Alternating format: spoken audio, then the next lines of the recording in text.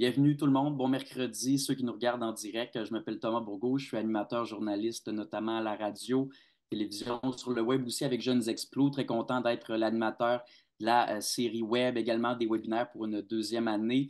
Jeunes Explos, ceux qui connaissent un peu moins, c'est un organisme à but non lucratif. On aide les jeunes à s'orienter dans leur futur choix de carrière, à leur donner de l'information et à organiser de belles rencontres comme celle d'aujourd'hui avec des experts. Cette semaine, c'est la semaine de la géomatique. Alors, un gros merci. Je vois le fond d'écran de M. Daniel Normand. Merci au Cégep Limoilou qui est notre partenaire. C'est grâce à nos partenariats vraiment qu'on organise des activités comme Brancher sur mon avenir aujourd'hui. Si vous avez des questions, je vous invite à aller dans la boîte de commentaires là, juste en bas de votre écran. Écrivez votre question et je fais le relais avec nos mentors aujourd'hui. Et c'est également en rediffusion, notamment sur YouTube. Donc, c'est pas perdu. Si jamais il y a quelqu'un dans votre entourage qui est intéressé par la géomatique, ben, on peut lui envoyer. C'est très facile. Et ben, je vous les présente, hein, je les ai brièvement mentionnés. Sonia Rivet, conseillère en développement de la recherche, responsable de promotion et information sur les études. Merci d'être avec nous, Sonia. Mathieu Saint-Jean, arpenteur géomètre et enseignant en géomatique. Merci d'être là. Jean-René Iki. Est-ce que c'est Iki? Est-ce que je le C'est prononce bien? toutes les bonnes réponses. Toutes les bonnes réponses, Jean-René, ben, j'adore ça. Enseignant en géomatique et Daniel Normand, également enseignant en géomatique. Merci à vous quatre pour votre temps. On est là jusqu'à 13 heures, donc on a le temps en masse pour les questions des jeunes. Mais j'ai envie de savoir, à tour de rôle, peut-être en commençant par Mathieu, pourquoi c'est important pour vous de participer aujourd'hui? Pourquoi c'est important de venir parler aux jeunes de la géomatique? La réponse simple à cette question, premièrement, c'est que la géomatique, c'est un domaine passionnant. Et deuxièmement, c'est que c'est très méconnu. Très peu de jeunes secondaires savent c'est quoi la géomatique, ce qui fait qu'il faut qu'on aille vers eux pour leur expliquer puis leur donner le goût de nous rejoindre. Je vais me contenter de ces deux raisons-là, puis je vais passer la parole à un collègue. Jean-René, Sonia, Daniel, j'imagine, je ne sais pas qui veut répondre en premier, mais c'est pas mal la même affaire aussi que Mathieu. Oui, Jean-René, pourquoi c'est important? En plus des jeunes, je pense que ce webinaire-là va être diffusé aux conseillers en orientation qui, eux aussi, connaissent pas beaucoup la géomatique. C'est pas juste les jeunes qui connaissent pas ça. Puis en plus, il y a des préalables à avoir. Fait qu'il faut connaître la géomatique avant de choisir on va y revenir plus tard, là, mais c'est important de connaître toute l'information sur la géomatique pour pouvoir s'y inscrire et s'épanouir en géomatique.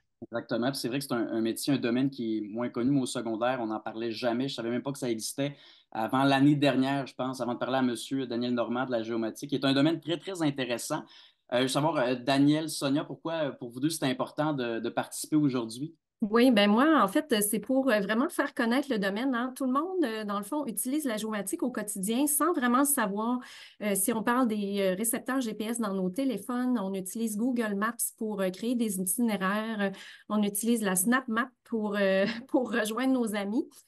Donc, tout ça, c'est de la géomatique, mais personne ne sait, en fait, que ça s'appelle la géomatique. Puis, personne ne connaît, dans le fond, les métiers, les professions qui supportent toutes ces applications-là. Donc, je pense que c'est très important là, de mieux faire connaître notre domaine. Puis avant de parler des métiers de tous et chacun, puis comment on l'applique dans le quotidien, en gros, je veux savoir, Daniel, votre définition de la géomatique, là, grosso modo, c'est quoi dans vos mots à vous? Ben, la géomatique, en fait, ça vient de géomatique. Géo pour géographie, puis matique pour informatique. Donc, c'est tout le traitement informatisé des données territoriales. Je devrais dire des données géospatiales ou données géographiques, mais il faut faire attention parce que ça ne concerne pas tout le temps la géographie puis la Terre au complet. À chaque fois qu'on a une donnée en trois dimensions, donc quelque chose quelque part qui est sur un territoire, ce qui peut être très grand, puis ça peut être très petit aussi, on est dans des domaines de la géomatique. Puis moi, ben, c'est pour ça que je veux justement faire connaître la géomatique. C'est pour donner la chance aux jeunes de savoir que ce domaine-là existe. Moi, ça fait plusieurs années que je fais de la promotion puis que je fais connaître la géomatique. C'est ma raison d'être principale ces dernières années. Et puis, je me rends compte que les jeunes ne connaissent pas ça. Puis je me rends compte aussi qu'il y a des adultes sur le marché du travail qui font des retours aux études, puis qui se réorientent, puis qui nous disent tout le temps quand ils arrivent au cégep, si j'avais su. Si j'avais su, puis on nous le dit, puis moi-même, c'était une réorientation quand j'étais allé étudier au bac en géomatique, c'est ce que j'ai dit aussi. si j'avais su, parce que je me suis inscrit tardivement là-dedans. Donc, c'est super important de faire connaître tout ça. Donc, la géomatique, rapidement, c'est dans plusieurs domaines. C'est dans le domaine de l'arpentage, la cartographie, il y en a dans le géomarketing. Amazon ont un super gros département de géomatique. UPS qui vous livre vos accessoires, vos jouets, vos choses par la poste, c'est de la géomatique. Il y en a partout, partout, partout. Donc, on va essayer aujourd'hui de faire le tour sur dans quoi on peut aller étudier, où est-ce qu'on peut aller étudier hein, au Québec, et puis aussi quelques exemples concrets pour essayer de vous faire connaître quelques pointes de tarte là, de la grosse tarte de la géomatique.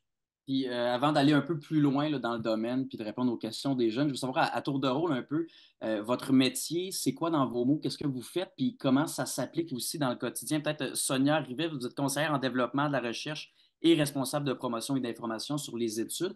Dans vos mots à vous, c'est quoi votre job, comme on dit, puis comment on l'applique au quotidien? Oui, donc moi, j'ai fait un baccalauréat en géomatique. J'ai aussi fait une maîtrise en géomatique. J'ai travaillé longtemps dans le domaine de la recherche au Centre de recherche en géomatique à l'Université Laval. Puis au fil du temps, je me suis impliquée beaucoup dans la promotion de la géomatique, la promotion de nos programmes à l'université. Donc, je suis devenue responsable de promotion et d'information. Donc, dans mon quotidien, je réponds aux questions des gens qui nous contactent sur nos différents programmes, les prérequis, etc. Je participe à des événements de promotion aussi, comme les salons carrière formation, etc. J'organise toutes sortes d'activités avec différents cégeps, différentes écoles. Donc, ça, c'est du côté de la promotion de la géomatique. Puis, je suis aussi conseillère en développement de la recherche. Donc, j'aide les professeurs qui font de la recherche en géomatique dans leur demande de subvention là, pour qu'ils puissent mener leur projet à bon port avec le financement requis.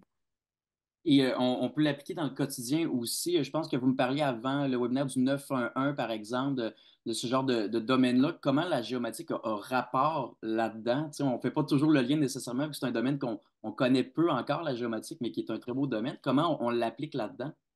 En fait, le 911, tout le monde connaît ce système-là, hein, le système d'urgence 911. Au Québec, chaque année, les préposés du système 911 reçoivent près de 4 millions d'appels. Ça fait près de 11 000 appels par jour. Donc, chaque appel doit être traité très rapidement, très efficacement. Et c'est souvent une question de vie ou de mort. Puis la géomatique intervient à plusieurs niveaux dans le système 911. Premièrement, au niveau de la localisation de la personne qui appelle. Donc, si la personne appelle à partir de sa maison, de son téléphone standard filaire, en fait, l'information sur sa localisation, on la connaît déjà parce que le numéro de téléphone est lié à son adresse. Puis l'emplacement de son adresse est dans une base de données qu'on peut aller interroger là, pour savoir, bien, elle est où cette personne-là.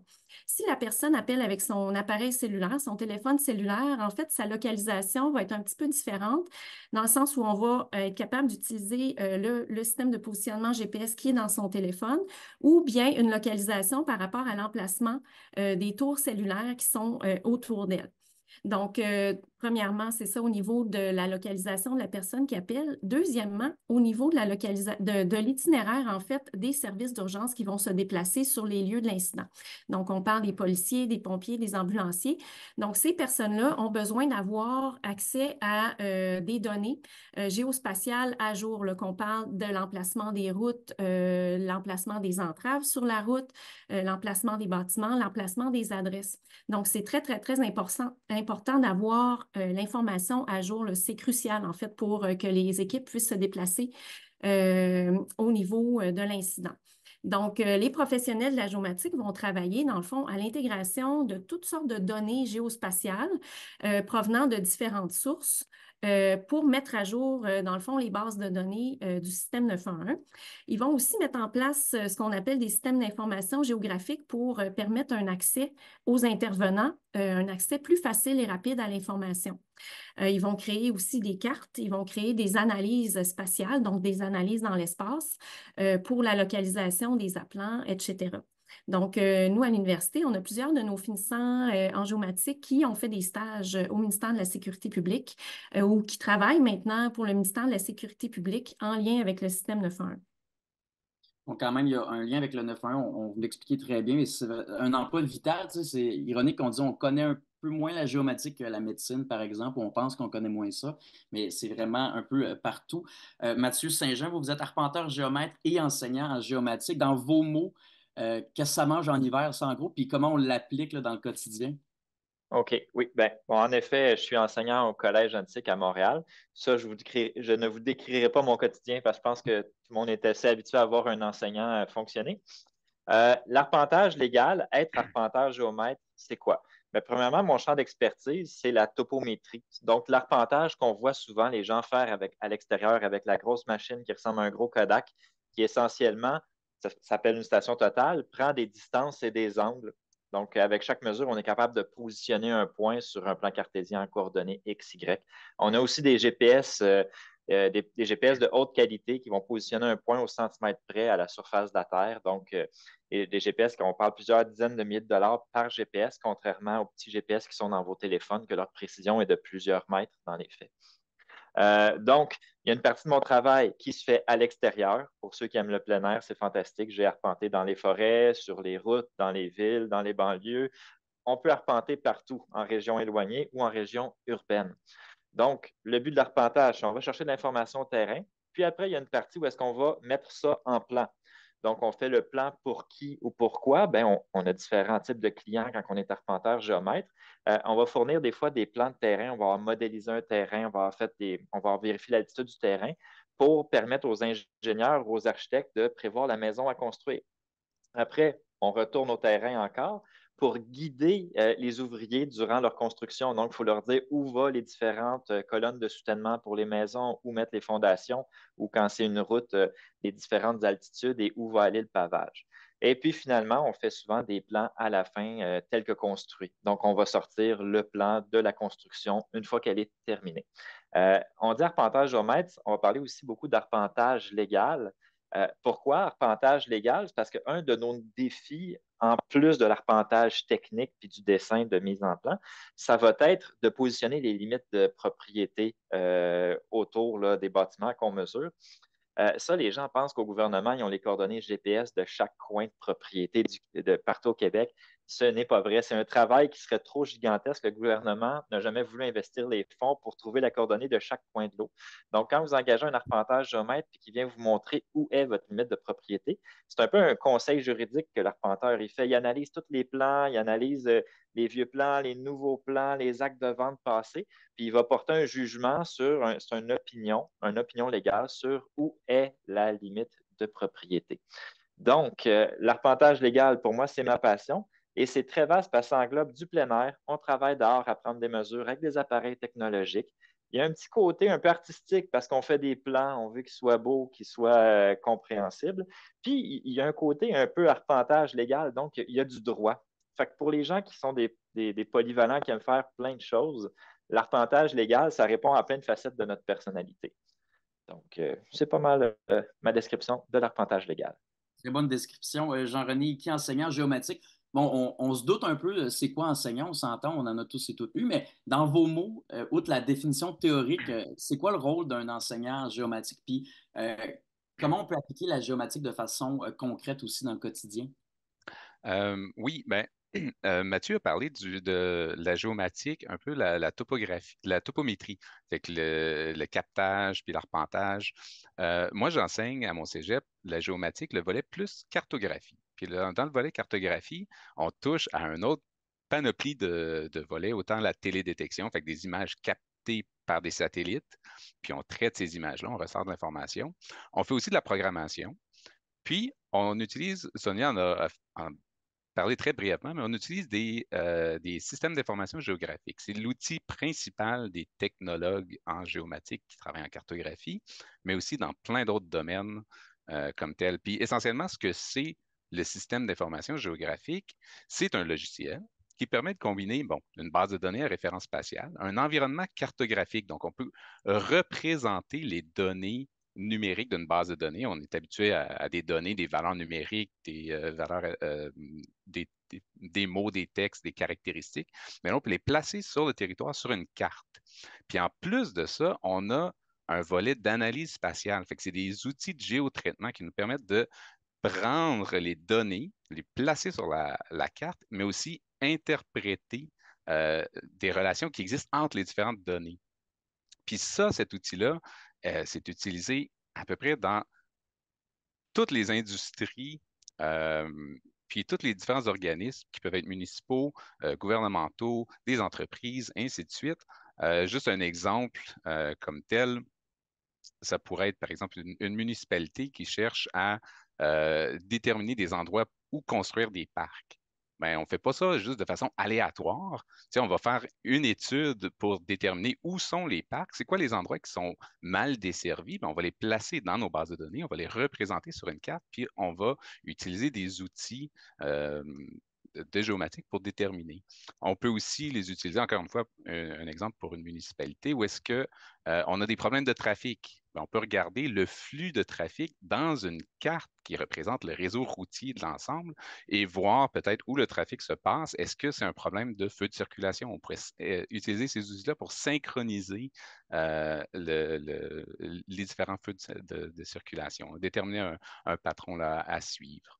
On pourrait avoir aussi en environnement, c'est beaucoup utilisé, peut-être une firme d'ingénierie géotechnique qui cherche à identifier des zones où est-ce qu'on aurait un haut potentiel d'un glissement de terrain. Bien, on combine des outils des données climatiques, on combine des données topographiques, on combine des données géologique, puis ensuite, on est capable de mesurer, calculer un potentiel d'endroits où est-ce que, bon, où est-ce que c'est plus propice aux glissements de terrain. Puis de cette façon-là, ben, on est capable de produire des documents qui vont aider là, à prendre des décisions pour nos décideurs. Il y a également Daniel Normand qui est aussi enseignant en géomatique. Daniel, dans vos mots, encore une fois, là, c'est quoi le rôle d'un enseignant en géomatique? C'est un guide, un mentor, puis comment on peut appliquer la géomatique au quotidien concrètement? Ben, je pense que tout dépendant, tu es quel genre d'enseignant en géomatique, tu enseignes dans quelle institution au niveau DEP, collégial, universitaire, on en parlera tantôt. Je pense que ça ne se manifeste pas exactement de la même manière. Je pense qu'au quotidien, moi, Jean-René puis Mathieu, nos emplois se ressemblent quand même parce qu'on donne des cours au Cégep et puis on est tout le temps, dans le fond, au bout du jour, à la fine pointe de la technologie, parce qu'on enseigne différentes technologies. Parfois, on est même un petit peu en avance sur l'industrie, parce que, tu sais, en industrie, quand ils ont acquis un logiciel ou une machine, ils s'en servent puis ils la rentabilisent. Donc, ils s'en servent pendant plusieurs années. Dans les institutions scolaires, la flotte de matériel puis de logiciels est changée régulièrement, peut-être pas à chaque année, mais on est très, très, très au goût du jour. Fait que souvent, quand les finissants sortent, ils ont une petite avance sur le marché du travail. Puis nous, ben, c'est un petit peu un défi comme enseignant de tout le temps se mettre au goût du jour comme ça. Puis moi, ben, justement, ça Dans m'amène à vous parler d'une technologie. Oui, vas-y. Oui, le leader terrestre, c'est ça que vous alliez mentionner? Oui, c'est ça. Je m'en allais là parce que moi, j'ai découvert le LIDAR en tant qu'enseignant. Puis justement, c'était une nouvelle technologie, donc j'ai plongé là-dedans, et puis c'est vraiment devenu, on va dire, mon jouet préféré de géomatique. Je vous explique c'est quoi rapidement. C'est que le LIDAR, c'est un acronyme anglais qui veut dire Light Detection and Ranging. Ça permet d'analyser, en fait, des faisceaux de lumière sous forme laser. Et puis la façon que ça marche, c'est que c'est une machine, un peu comme Mathieu décrivait tantôt, on met ça sur un trépied, ça ressemble à un gros Kodak, c'est un petit peu plus gros, ça coûte aussi un petit peu plus cher. Et puis ce que ça fait, c'est que ça envoie une impulsion lumineuse sous forme de laser qui est souvent invisible à l'œil nu. Et puis là, comme on connaît la longueur d'onde du laser, le laser va percuter un objet et puis il va revenir dans le capteur. Et puis, connaissant la longueur de l'onde, on va avoir la distance que le laser va avoir parcourue, puis on va savoir l'objet qui est percuté se trouve exactement à quelle distance. Alors ça, le laser, il y a des impulsions, un nombre vraiment incroyable par seconde. Et puis en même temps, le laser, il y a un petit miroir rotatif comme ça, donc qui permet de mesurer en haut, en bas, puis derrière lui. Puis en plus, la machine pivote sur elle-même. Donc, en quelques secondes, la machine fait un 180 degrés, mesure tout ce qui est devant elle, au-dessus d'elle, puis derrière elle. Et puis, ça fait un nuage de points à 360 degrés. Et puis, on est capable d'avoir une scène au complet. Donc, si je suis dans une pièce puis que je scanne la pièce, je vais avoir tous les murs, plafond, plancher. Après ça, il suffit que je déplace mon scanner, mon LIDAR, ailleurs pour avoir un autre point de vue différent. Puis en faisant ça plusieurs fois, après ça, on est capable de venir coller les nuages de points ensemble de la même façon qu'on assemble un casse-tête. Avec ce morceau-là, va à gauche de celui-là, puis ainsi de suite. On a des logiciels qui nous permettent de faire ça. On est capable de reconstituer des scènes, des choses, des bâtisses de façon vraiment complète, de façon à avoir un jumeau numérique, une copie conforme de la chose en question, figée dans le temps, avec une précision extraordinaire, au millimètre près. Et puis, ça, c'est une technique d'acquisition de données. Puis c'est drôle parce que je vous parle de ça, puis je suis capable d'aller placer mon lidar dans les 3 exemples qu'on nous a parlé tout à l'heure. Par exemple, au 911, bon, on va dire au 911. S'il y a quelqu'un qui appelle le 911 pour une scène, on va dire une scène de crime, on va dire un accident de voiture. Maintenant, la police de Québec se serve de des lidars comme ça pour aller figer dans le temps la voiture endommagée, les dommages faits, puis tout ça. Puis avant, ils bloquaient la circulation, ils faisaient des lignes au sol, ils prenaient des mesures pendant un temps interminable. Maintenant, ils vont sortir le scanner, ils vont scanner ça en vitesse, et après ça, ils vont aller étudier la scène au bureau, ils vont être capables de prendre des mesures à l'intérieur du nuage de points, puis de faire leur enquête. Ensuite de ça, Mathieu nous parlait d'arpentage légal. Maintenant, les gens se servent de ces scanners-là pour aller chercher de la donnée, mais de façon massive, puis plus rapidement possible. Donc, ils vont avoir tous les points du mur. Et tantôt, Mathieu nous parlait des 4 coins de bâtiment. Mais c'est sûr qu'en arpentage légal, on va aller mesurer ça avec la machine, mais le scanner, lui, il va prendre 1 million de points par seconde. Il va aller tout mesurer ça, puis ensuite, on va être capable, dans le bureau, d'aller faire, si on peut dire, de l'arpentage virtuel. On va pouvoir arpenter à même le nuage de points. Et puis, Jean-René nous parlait de ces analyses géospatiales, là. Ben là, il y a des lidars terrestres, mais il y a aussi des lidars qu'on pose sur les drones puis sur les avions. Puis eux, ils sont capables d'aller scanner une très grosse partie de territoire en quelques minutes seulement. Il suffit de voler puis de scanner la Terre. Puis là, ben, ça nous permet d'avoir toute la morphologie du terrain de la même façon. En fait, c'est la même technologie. Puis avec ça, ben, on est capable d'analyser rapidement les pentes, puis même de savoir le laser, est-ce qu'il a trouvé une branche, et tu trouves une roche, et tu trouves un trou d'eau, le toit d'un bâtiment, de l'asphalte. On est capable de classifier les points de façon à rapidement avoir une idée du territoire. Fait que c'est une technologie là, qui est tout à fait fascinante. Là, puis tout ce qu'on peut faire avec ça, là, c'est vraiment le fun. Puis moi, comme enseignant, je me trouve chanceux de. Ben, moi et mes collègues, on guide les étudiants là-dedans, puis ils font des projets, puis à chaque année, on découvre une nouvelle application presque, là, puis on voit des projets tout à fait fascinants faits par nos étudiants. Quand vous parlez d'un lidar, vous avez dit, ça coûte quand même un petit peu cher. C'est pas indiscret approximativement combien ça peut coûter un genre de jouet comme ça? Alors, environ 100 000 $. Oh, quand même. Mon Dieu. Eh bien, quand même, c'est pas tous les jours qu'on peut s'en servir. Donc, aller en géomatique, ben, on peut utiliser des petits joujoux comme ça qui sont bien plaisants à utiliser. Puis au niveau des institutions scolaires, des niveaux d'études possibles ou requis dans le domaine de la géomatique, peut-être en commençant par Sonia, où est-ce qu'on peut les trouver, ces institutions scolaires-là? Oui, donc moi, je travaille à l'Université Laval. L'Université Laval, on est situé dans la ville de Québec. Puis nous, à l'université, on offre un éventail de programmes à tous les cycles universitaires. Donc, si je parle de la formation de nos professionnels en géomatique, là, on offre 2 programmes de baccalauréat qui sont uniques au Québec. Donc, le premier, c'est le bac en sciences géomatiques qui va former les futurs arpenteurs géomètres. Donc, les futurs arpenteurs géomètres qui doivent être membres de l'Ordre des arpenteurs géomètres pour pouvoir pratiquer l'arpentage légal, comme le mentionnait Mathieu. On offre aussi un 2e baccalauréat qui est le baccalauréat en génie géomatique et qui, lui, mène à l'Ordre des ingénieurs du Québec comme ingénieur en géomatique. Donc, c'est le seul programme aussi au Québec à former les ingénieurs en génie géomatique. Ces 2 programmes-là, c'est des programmes de 120 crédits, donc d'une durée de 4 ans à temps complet. Temps complet, on veut dire qu'on a des cours à la session d'automne, on a des cours à la session d'hiver et on a l'opportunité de faire des stages pendant la session d'été. Ce qui est intéressant, c'est qu'il y a une multitude d'offres de stages disponibles pour nos étudiantes et nos étudiants. Et puis, ces stages-là sont rémunérés, bien sûr, très bien rémunérés d'ailleurs, et sont aussi crédités. Donc, ça permet un avancement, là, dans le fond, dans le programme pour les personnes qui travaillent à ces stages-là. Donc, les 2 programmes ont les mêmes prérequis. Au niveau des gens qui nous arrivent du cégep. Donc, en fait, les prérequis, c'est, dans le fond, toute personne qui a un DEC peut être admise dans le programme. Maintenant, ça prend aussi les 3 cours de mathématiques, les 3 cours de physique qui sont équivalents du DEC en sciences de la nature.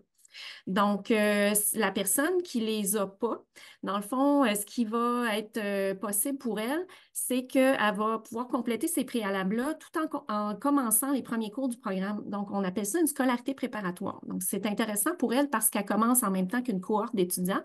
Elle va faire ses prérequis en même temps que certains premiers cours du programme. Donc, ça la met vraiment dans le bain là, de la géomatique. Donc, on a aussi des passerelles pour des decks techniques. Donc, ça, c'est intéressant parce que, par exemple, une personne qui a fait un deck en technologie de la géomatique va avoir certains cours crédités dans le programme de bac en sciences géomatiques. Donc, on a des passerelles pour nos techniques en géomatique, mais on a aussi pour certaines autres techniques qui sont en lien avec le domaine, par exemple, le deck en génie civil, en technique de génie civil ou autres decks du même genre. Donc, il est aussi possible d'être admis comme candidat adulte sous certaines conditions. Et on offre aussi, pour ceux qui sont d'un autre domaine et qui aimeraient avoir, disons, une formation de base dans le domaine de la géomatique, on offre un certificat en géomatique qui, lui, peut être suivi entièrement à distance. Très intéressant pour les personnes qui sont déjà sur le marché du travail. Donc, c'est un programme court là, qui permet d'acquérir des connaissances de base dans différents domaines de la géomatique, par exemple en cartographie, en système d'information géographique, entre autres. Et Mathieu, de votre côté, au niveau des institutions scolaires, où est-ce qu'on peut en retrouver? Je ne connais pas trop votre parcours, mais avez-vous un exemple d'institution scolaire puis de niveau d'études requis ou que vous conseillez de votre côté? Oui, ben, je vais commencer avec le niveau, là, tout de suite après le secondaire. Il y a le DEP en arpentage qui existe, puis il y a beaucoup d'écoles qui l'offrent au Québec. Donc, il y en a dans la région de la ville de Québec, mais aussi partout alentour de Montréal. Donc là, c'est plus spécifiquement axé vraiment sur l'arpentage de terrain puis le dessin technique à l'aide d'AutoCAD. Donc, ça, c'est pour le niveau DEP. Mais bien sûr, là, on est 3 profs de cégep. On préférait que vous veniez nous voir au cégep. Au cégep, actuellement, la formation est offerte en 2 volets, 2 voies de sortie différentes, soit le volet géodésie, qui est plus axé sur l'arpentage légal, et le volet cartographique. Puis là, je vais laisser mes collègues parler des 2 volets qui sont dans leur cégep respectif.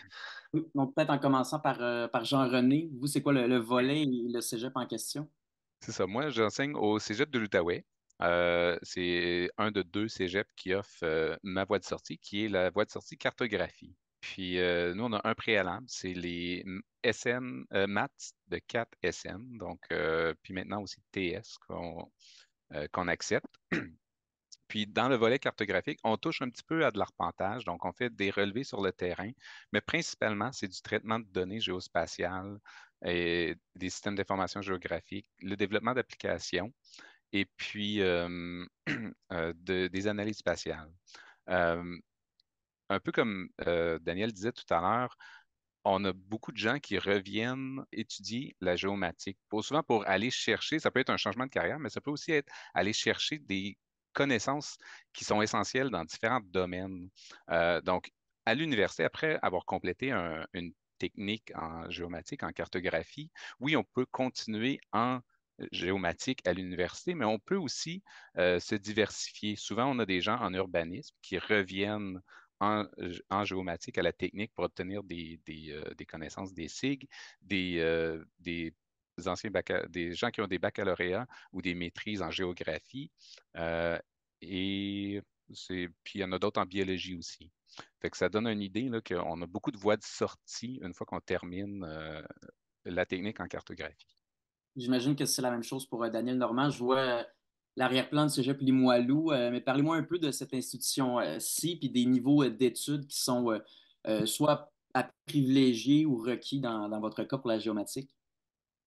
Oui, juste avant pour renchérir avec ce que Mathieu disait, il parlait du DEP tantôt, il disait que c'était une formation très plus pointue là, sur l'arpentage, sur le dessin technique. S'il y en a que ça interpelle, les endroits partout où est-ce qu'on peut le trouver, c'est dans la capitale nationale, j'ai l'information ici, dans les Laurentides, Montérégie, Montréal et Saguenay-Lac-Saint-Jean.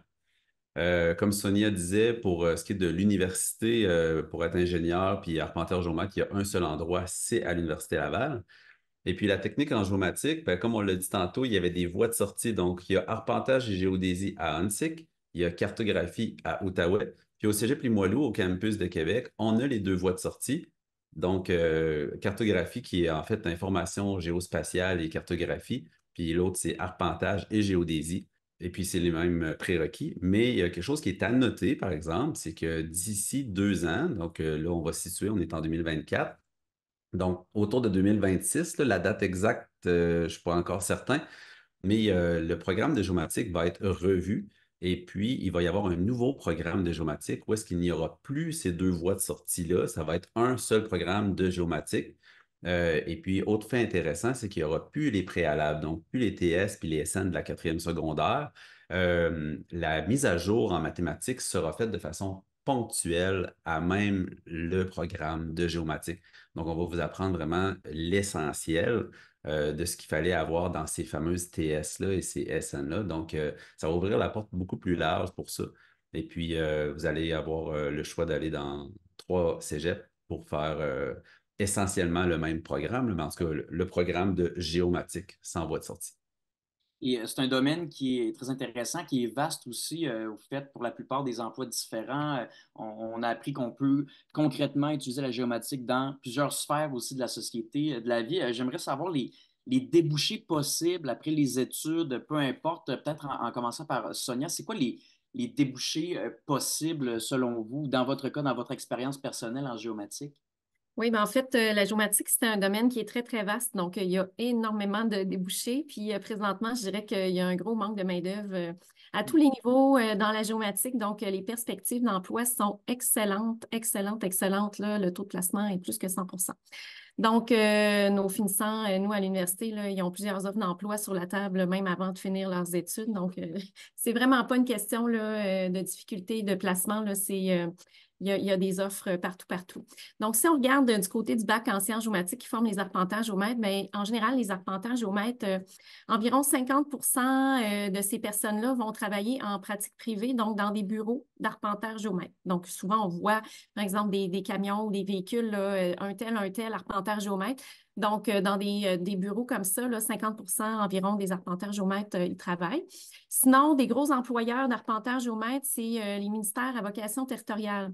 Donc, le ministère des Ressources naturelles et des Forêts, donc qui gère le territoire de la province de Québec, donc qui est un très gros employeur d'arpenteurs géomètres. Le ministère des Transports aussi, pour tout ce qui est l'arpentage le long des routes. Et ministère de l'Environnement et de la lutte au changement climatique et de la faune et des parcs, très long nom pour ce ministère maintenant. Donc, en fait, tous les ministères là, qui ont, disons, de l'intervention à faire sur le territoire engagent des arpenteurs géomètres. Aussi, les compagnies d'utilité publique comme Hydro-Québec, entre autres, les compagnies de télécommunications vont engager des arpenteurs géomètres. Donc, c'est nos gros employeurs, dans le fond, en géomatique. Les municipalités aussi, comme par exemple les grosses municipalités comme Montréal, Québec, emploient plusieurs arpenteurs géomètres. Les municipalités régionales de comté aussi emploient des arpenteurs géomètres. Donc, ça fait un peu le portrait là, pour ceux qui finissent le bac en sciences géomatiques. Du côté du génie géomatique, ça va être beaucoup des firmes de génie conseil. En informatique, en géomatique, par exemple, Fujitsu, CGI, les firmes de génie comme WSP, SNC-Lavalin. Donc, eux emploient des ingénieurs en génie géomatique là, pour travailler en collaboration avec les autres professionnels qui travaillent dans ces firmes-là. On a aussi les compagnies qui sont des fournisseurs de haute technologie en géomatique, par exemple, ceux qui développent des logiciels en géomatique, ceux qui vont développer des instruments en géomatique, des instruments de mesure. Donc, les ingénieurs en géomatique, là, étant des patenteux, entre guillemets, de la géomatique, vont aller travailler pour ces compagnies-là. Encore une fois, les compagnies d'infrastructure comme Hydro-Québec emploient et des arpenteurs géomètres et des ingénieurs en géomatique. Chacun va avoir, disons, sa part de tâches, là, dans le fond, sur le territoire. Les entreprises puis les sociétés qui ont recours à la géomatique, par exemple, les compagnies d'assurance. Les compagnies d'assurance ont besoin de bien localiser leurs clients et ont besoin de bien localiser les risques par rapport à leurs clients pour être capable d'établir les polices d'assurance adaptées, dans le fond, aux situations.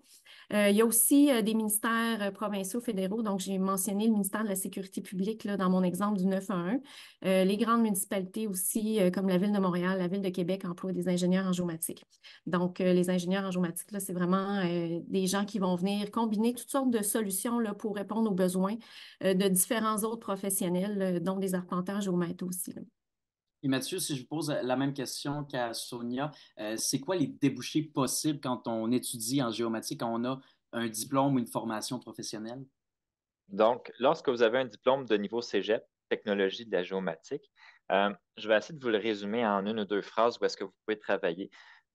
On peut travailler dans toutes les entreprises qui ont besoin de mesurer ou de positionner des choses avec précision, ou encore qui ont besoin de cartes ou de systèmes informatiques dans leur processus de décision pour gérer quelque chose sur le territoire.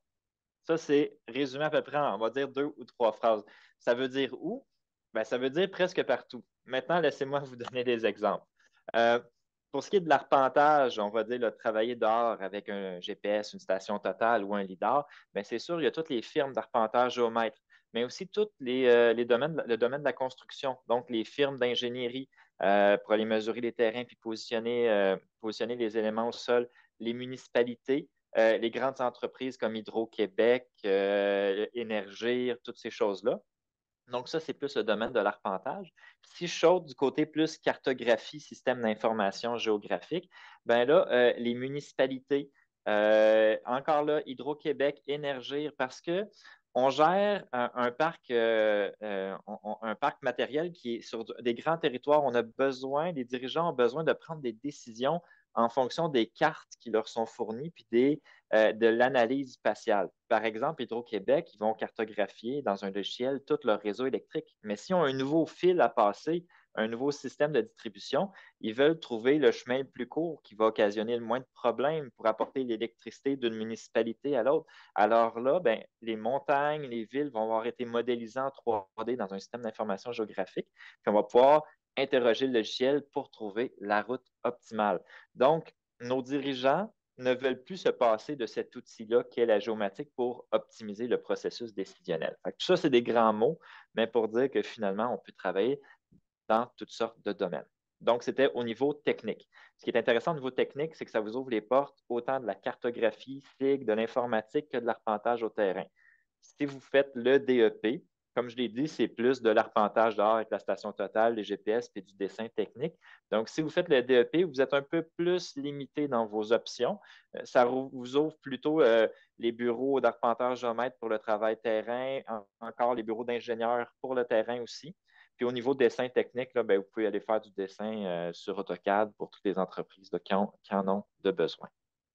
Donc, et ça arrive souvent qu'on fait les études, dans ce cas-ci en géomatique, on obtient un diplôme, une formation, puis il y en a qui vont directement sur le marché du travail. Il y en a d'autres qui veulent pousser les études plus loin, soit par curiosité, ou on veut peut-être atteindre un autre métier, un autre niveau en géomatique.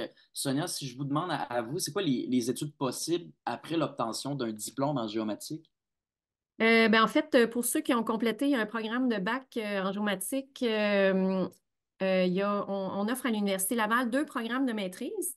Donc, un premier programme de maîtrise avec mémoire qu'on appelle, donc c'est un programme qui va être orienté vers la recherche. On va avoir quelques cours en début de formation, puis ensuite, on va développer un projet avec une professeure ou un professeur là, sur lequel on va travailler pour le reste de nos études. Puis, à la fin, on va devoir écrire une espèce de rapport là, sur ce qu'on a fait. Donc, ça permet de faire avancer la science au niveau de la géomatique là, dans tous les domaines.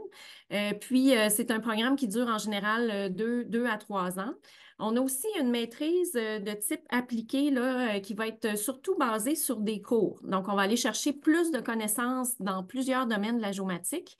Puis, on va faire un projet d'une durée d'une quinzaine de semaines à la fin de notre programme, ce qu'on appelle un projet d'intervention. Puis, le projet d'intervention est, dans la plupart des cas, réalisé chez un partenaire qui peut être, par exemple, une entreprise, un ministère, une municipalité, etc. Donc, qui présente une problématique particulière à laquelle l'étudiante ou l'étudiant va se pencher là, pendant son projet d'intervention. On offre aussi, pour ceux qui veulent pousser la machine, on offre aussi un doctorat en sciences géomatiques. Donc, ça permet vraiment d'établir des nouvelles connaissances là, dans la géomatique. Puis, comme débouché, là, ça permet de travailler, par exemple, dans des centres de recherche, des grandes compagnies qui font du développement. Ça permet de devenir professeur aussi à l'université. Et Jean-René, si je vous pose la même question, c'est quoi les études possibles après l'obtention d'un diplôme en géomatique? Ben, c'est ça, au cégep, une fois que les étudiants obtiennent leur diplôme, leur DEC, leur diplôme d'études collégiales, ils désirent continuer à apprendre là, à l'école. Il y a une autre université qu'on n'a pas parlé encore qui offre un programme qui s'appelle Géomatique appliquée à l'environnement. Puis c'est à l'Université de Sherbrooke. On a plusieurs de nos étudiants, de nos finissants, qui vont compléter leurs études à cet endroit-là.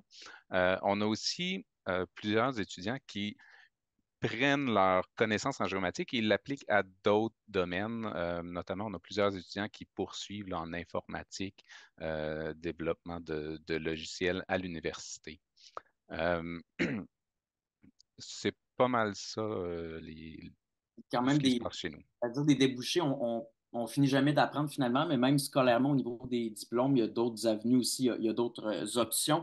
Puis là, je vous regarde, Sonia, la représentante féminine du groupe. Je trouve que juste dans le branché sur mon avenir, il y a quand même une bonne mixité, une parité des genres, mais savoir, peut-être en général, c'est trop large, mais vous, Sonia, dans votre domaine de géomatique, ce que vous voyez autour de vous, êtes-vous la seule femme? Est-ce qu'il y a une majorité de femmes? Comment ça ressemble à quoi un peu la parité? En fait, c'est un domaine qui est traditionnellement plus masculin un peu. Il y a des femmes certainement et il y en a de plus en plus parce que quand on regarde les différentes tâches réalisées par les différents métiers associés à la géomatique ou les différentes professions associées à la géomatique, il n'y a rien qui est plus masculin ou féminin. C'est sûr qu'il y a de la manipulation d'instruments, mais maintenant les instruments sont plus légers. C'est pas une contrainte là, dans le fond pour effectuer le travail qu'on veut effectuer. Donc, je vous dirais qu'il y a de plus en plus de filles, puis il y a même certains milieux, là, par exemple, certains bureaux d'arpentage géomètre ou certains départements de géomatique dans des compagnies qui sont complètement, qui ont la parité, là, autant de femmes que d'hommes, là, sans problème. Donc, oui, on voit de plus en plus de filles qui s'intéressent à ce domaine-là, là, puis c'est un domaine qui est très intéressant, très vaste, là. Donc, j'invite vraiment les filles à explorer, dans le fond, ce domaine-là comme possibilité de carrière. J'aimerais ajouter Allez-y, juste, Mathieu. oui, personnellement, au Collège Huntsic, je suis le seul homme à enseigner la géomatique au Collège Huntsic. J'ai 4 collègues féminines qui travaillent avec moi. Donc, il y a certains, on va dire, certaines entreprises ou institutions en géomatique où est-ce qu'il y a une dominance de femmes présentement. On reste quand même, ça reste que la majorité, c'est des hommes quand même encore, là, mais on voit la vague qui est là puis faut pas, let's go les filles, venez-vous-en. Il y a de la place pour vous. La place pour tous, c'est pour toutes Oui. aussi. Puis on parle de géomatique, on a mentionné des données, les nuages de points, par exemple, mais j'imagine surtout en tant qu'enseignant, mais qu'il y a un côté très personnel, très humain aussi, que ce soit avec des collègues, avec des étudiants ou tout simplement dans le cadre du travail en soi. Mathieu, si je vous demande, selon vous, là, à quel point le côté humain prend une place importante dans le domaine de la géomatique ou dans votre emploi précisément? Mhm. Je vais parler pour l'arpentage légal, puis je vais laisser la cartographie à mes collègues. Au niveau de l'arpentage légal, c'est sûr qu'on fait souvent le plan de la maison des personnes. C'est leur bien le plus précieux, en tout cas qui a le plus de valeur, leur maison.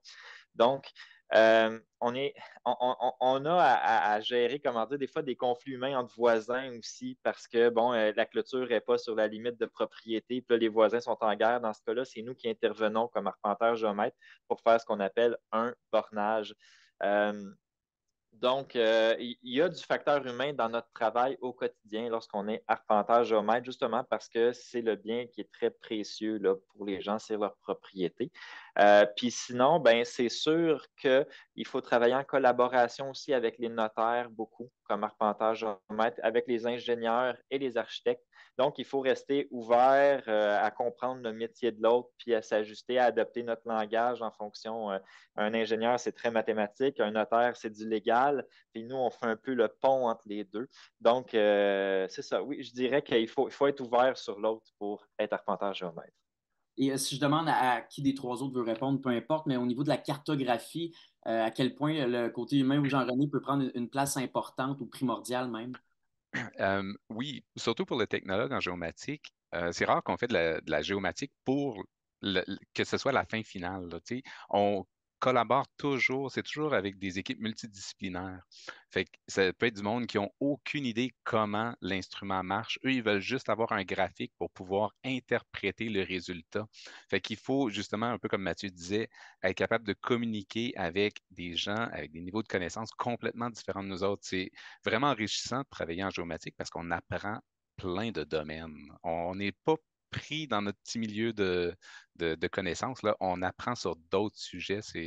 Donc, il faut rester humain, il faut rester à l'écoute des gens et de comprendre et de communiquer efficacement, ce qui n'est pas toujours évident. Et on connaît un peu plus maintenant, à vous quatre, votre parcours, votre cheminement, puisque vous faites évidemment en géomatique. J'aimerais savoir à quel moment vous avez su que c'était le domaine pour vous. Je ne sais pas s'il y a un élément déclencheur, est-ce que c'est un accident de parcours, ça peut arriver peut-être en commençant par Daniel. Daniel, à quel moment vous avez su que la géomatique, c'était un peu ce que vous vouliez faire carrément dans la vie? Moi, c'est drôle parce que j'ai fait des réorientations, puis à un moment donné où est-ce que j'étais en train de travailler dans la restauration, qu'on m'a donné un livre pour me dire, là, tu ne seras pas serveur toute ta vie. Quoi qu'il n'y a pas de mal à ça.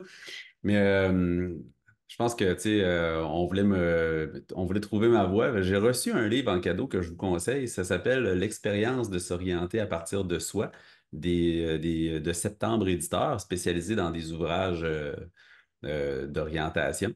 Et puis, c'est un livre que j'ai rempli sur le coin de la table en déjeunant, puis par-ci par-là. Toute une série de questions, toutes faciles, inoffensives, là, qui se répondent de 1 à 10, vrai ou faux. Et puis, sans un peu le savoir, tu converges tranquillement vers des domaines. Et puis, moi, à la fin, ça m'a dit, t'es tel genre, t'aimerais ça aller là-dedans, là-dedans, puis là-dedans. Et puis, dans ces trois choix-là, je pense que j'avais la biologie, j'avais technicien en génie civil, puis j'avais arpenteur géomètre. Et puis, celui qui m'interpellait le plus là-dedans, c'était arpenteur géomètre. Et puis, c'est suite à cette suggestion-là, venant du livre, que je me suis informé là-dessus. Je me suis rendu compte que c'était le genre de maths qui m'intéresse, c'était le genre de, de contact aussi avec les clients plus tard. En tout cas, tout ce qui était là-dedans m'interpellait. Fait que j'ai fait les études là-dedans, puis j'ai trouvé ça le fun. Puis après ça, je suis presque allé travailler, qu'on m'a convaincu de faire une maîtrise. Fait que je suis resté encore à l'université. Et puis là, après ça, quand j'ai fini ça, j'ai dit, bon, ben là, je vais finalement faire d'autres choses. Puis la porte s'est ouverte au cégep quelques années après que j'avais commencé comme dans un bureau d'arpenteur géomètre. Puis finalement, là, la vie m'a emmené à enseigner. Fait que c'était pas un choix, moi, d'enseigner la géomatique. Là. C'était pas un choix qui était décidé en amont, là. Pas du tout. C'est arrivé comme ça, puis j'ai trouvé ça vraiment une opportunité en or, là, finalement. Mm. Il n'est jamais trop tard pour se réorienter, ça veut dire on a toujours le temps. Puis Sonia, si je vous demande la même question pour vous, c'est quoi le moment déclencheur un peu ou qu'est-ce qui a fait en sorte que vous vous êtes dirigé vers la géomatique? Tu sais, ça vient d'où cette piqûre-là, cette passion-ci? Ben, en fait, moi, c'est un domaine que je ne connaissais pas du tout. Puis c'est au cégep. J'adorais les mathématiques. Au cégep, je m'enlignais pour des programmes plutôt mathématiques. Puis je me suis rendu compte que finalement, je n'aimais pas tant les statistiques. Donc là, je me suis ramassée un petit peu à me demander dans quelle branche de la science j'irais parce que je voulais, dans le fond, appliquer les mathématiques, mais pas nécessairement faire de la mathématique pure et dure. Donc, je suis allée voir une conseillère en orientation au cégep, puis c'est là qu'elle m'a fait découvrir la géomatique, en fait, pour le programme d'arpentage. Donc, j'ai regardé ça, puis ça m'a vraiment interpellée, là. Puis, je me suis inscrite, puis j'ai adoré ça, là. J'ai continué moi aussi à la maîtrise, puis finalement, j'ai pratiquement pas quitté l'université par la suite. Vous avez sauté là-dedans. Jean-René, Je ne sais pas si c'est le même son de cloche de votre côté. Vous, qu'est-ce qui a fait en sorte que vous êtes dirigé en géomatique? Moi, c'était une erreur de parcours. Je- quand j'étais au Cégep, je savais que je voulais devenir ingénieur, mais je ne savais pas en quoi. J'avais mal interprété la définition de la géomatique parce qu'elle est très complexe à comprendre. Je n'ai pas pensé d'aller voir un conseiller en orientation. Je me suis inscrit en génie géomatique à l'Université Laval. D'ailleurs, Dan, c'était un de mes collègues de classe. Puis, j'ai adoré ça. J'ai continué, j'ai fait ma maîtrise. Pendant ma maîtrise, j'ai été un assistant prof, là, essentiellement. J'aidais dans les cours à corriger, à présenter certaines matières. J'ai aimé l'expérience. Puis là, j'ai appris qu'en Outaouais, il y avait un département de géomatique. J'ai sauté sur l'occasion et je suis là depuis et j'adore ça. Je pense aimer la géomatique à un point assez élevé. Donc, voilà. Quand même, il y a pas mal de, entre guillemets, accidents de parcours qui ont résulté des belles histoires. Mathieu, est-ce que c'est un autre hasard ou c'était déjà ce que vous vouliez faire dès le début?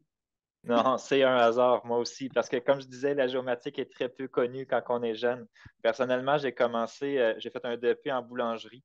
Puis là, je travaillais de nuit avec un salaire pas très intéressant. Je me suis dit, il faut quelque chose avec des meilleures conditions. J'ai été au cégep étudier l'agriculture.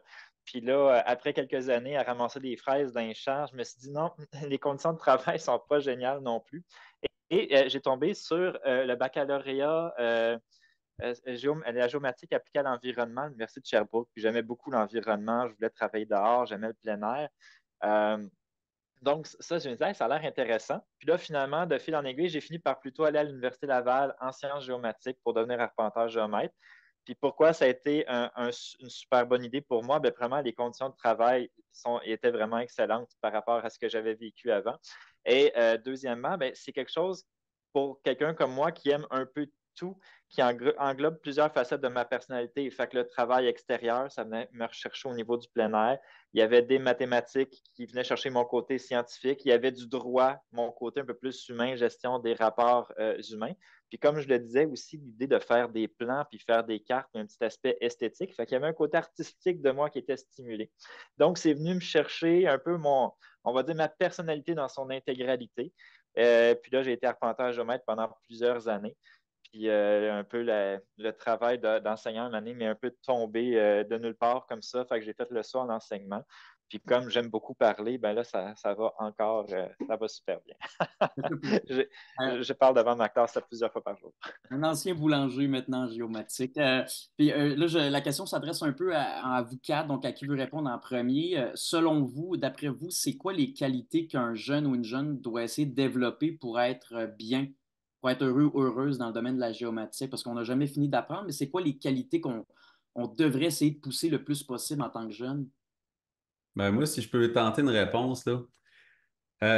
Souvent, ce que vous allez voir sur les sites Internet, dans les livres d'orienteurs, puis tout ça, on va vous dire que pour aller en géomatique, il faut être curieux, il faut être minutieux, avoir de la rigueur, avoir un sens de l'autonomie, un sens des responsabilités. C'est vrai. Est-ce que c'est tout? Non. On le dit depuis tantôt, puis on ne le dira jamais assez. La géomatique, c'est très large, c'est dans beaucoup de champs d'application, dans beaucoup de domaines, beaucoup de choses.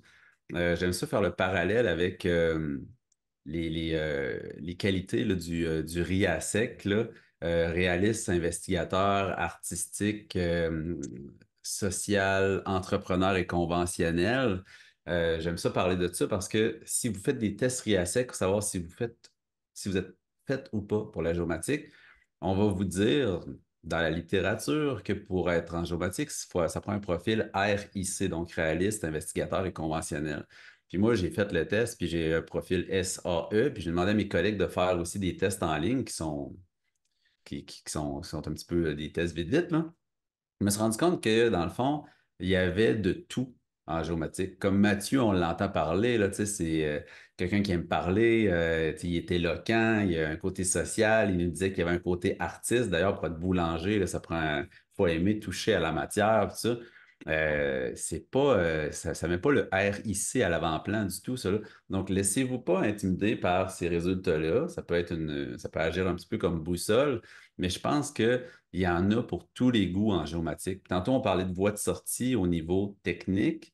Nous, on a vu des étudiants sortir dans une voie de sortie, comme par exemple l'arpentage, puis aujourd'hui, ils travaillent en, on va dire, cartographie, si on veut. C'est pas juste ces deux métiers-là, là, mais il y en a vraiment pour tous les goûts, là. Tu sais, j'ai un autre exemple qui me vient à l'idée, là, c'est que moi, là, moi, c'est vrai que je suis un curieux. Je suis un très gros curieux. Il y a une partie de mon métier, quand j'étais arpenteur, ça faisait partie de mon métier, c'était de trouver des repères d'arpenteur avec un détecteur de métal au coin des propriétés. Puis moi, j'étais bon là-dedans, là. Je partais, puis j'étais comme, je vais tous les trouver, là, tu sais. Puis c'est quelque chose que j'aimais vraiment faire, partir avec mon détecteur de métal, creuser avec la pelle, puis trouver le repère d'arpenteur qui était enfoui, des fois 3 pieds sous terre. Mais il y a des étudiants, il y a une étudiante, l'autre fois dans ma classe, elle me dit, hey, elle dit, moi, elle dit, donne-moi pas une pelle, pas un détecteur de métal, là. Elle dit, j'haïs ça pour mourir. Puis pourtant, les deux, on est en géomatique. Fait que, tu sais, elle aime pas ça, elle fait d'autres choses. Moi, j'aimais ça.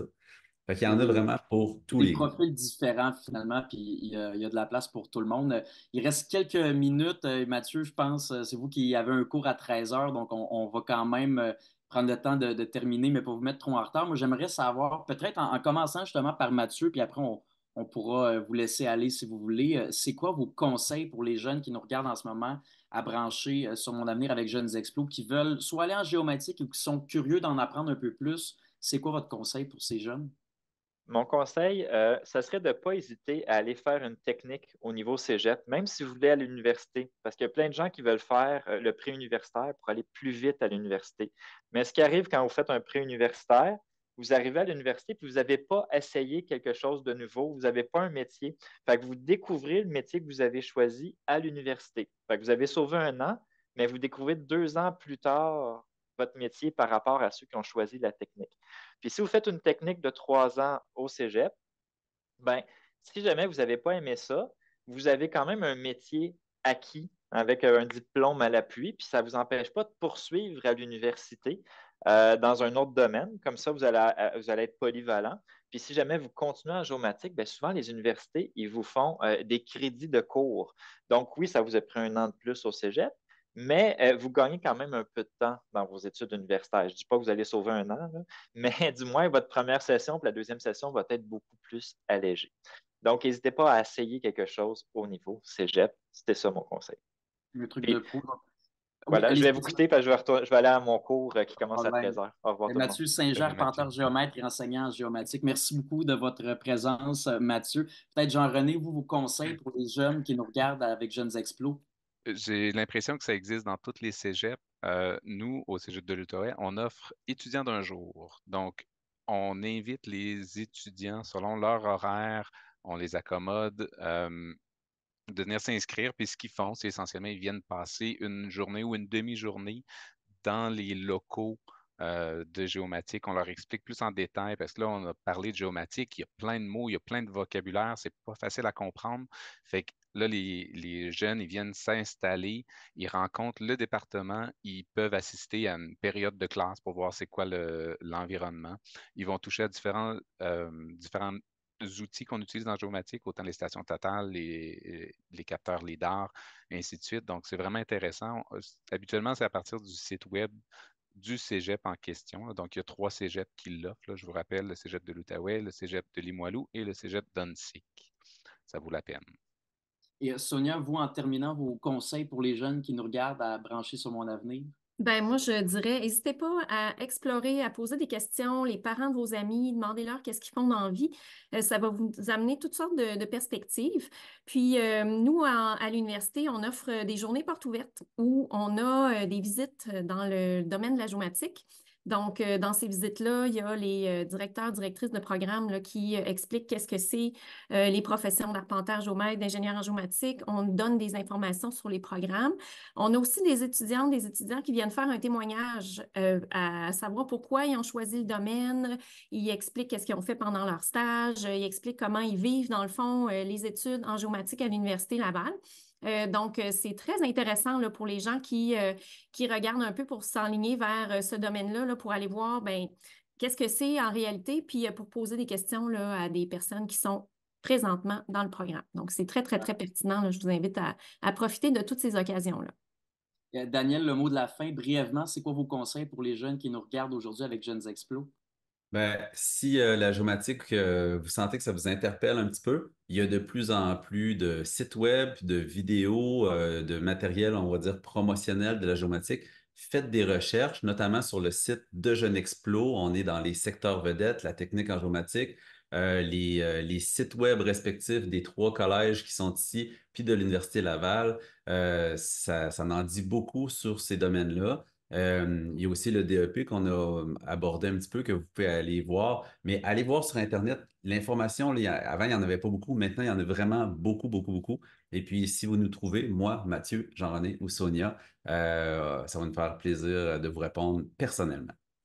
Voilà. Donc, il y a des informations sur les sites, les réseaux sociaux de Jeunes Explos, des institutions scolaires également géomatiques. Un gros merci, Sonia Rivet, conseillère en développement de la recherche, responsable de promotion et d'information sur les études. Un gros merci pour votre temps. Mathieu Saint-Jean, on va quand même le renommer, arpenteur géomètre et enseignant en géomatique. Jean-René Icky, enseignant en géomatique. Un gros merci. Jean-René et Daniel Normand, enseignant en géomatique. Merci beaucoup, Daniel. Merci pour votre temps. Merci aux jeunes qui nous ont regardés. C'est en rediffusion aussi, c'est sur YouTube, donc c'est pas perdu. On peut l'envoyer à nos amis. On peut contacter aussi les mentors, comme Sonia l'a dit dans le chat. C'est très apprécié. Donc, un gros merci à vous trois, puis je vous souhaite une excellente journée.